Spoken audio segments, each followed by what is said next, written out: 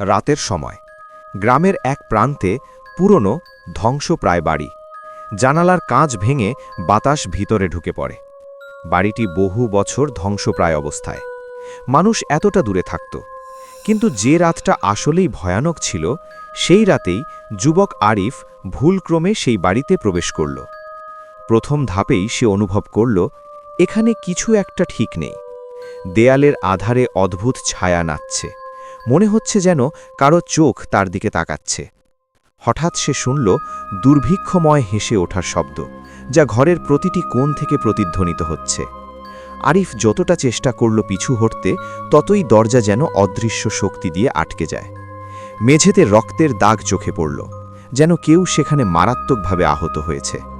হঠাৎ তার গলায় নিঃশ্বাসের মতো ঠান্ডা বাতাস। সে ঘুরে দাঁড়াল, কেউ নেই, কিন্তু নিঃশ্বাস যেন সরাসরি তার গলায় বেঁধে আছে। আলোর জন্য সে কেরাসিনের বাতি জ্বালাল, কিন্তু বাতি নিজে নিজেই ঝলসে যায়। হঠাৎ ভাঙা জানালার বাইরে অদ্ভুত ছায়া দ্রুত ছুটে আসে। আরিফ দৌড়ে লুকিয়ে যায়, বাড়ির ভিতরের ঘরে ঢুকে।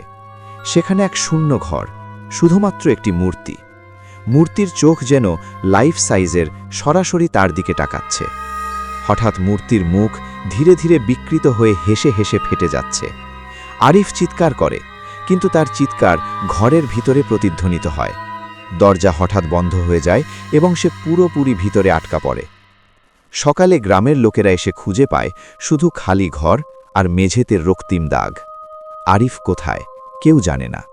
বাড়ি আজও দাঁড়িয়ে আছে, যেন নতুন কোনো নিরীহ মানুষকে তার ভয়ানক রহস্যে টেনে নিতে অপেক্ষা করছে। যদি ভিডিওটি তোমার ভালো লেগে থাকে, লাইক দিতে ভুলো না আর সাবস্ক্রাইব করো। আমি আরও ভয়ঙ্কর গল্প নিয়ে ফিরব।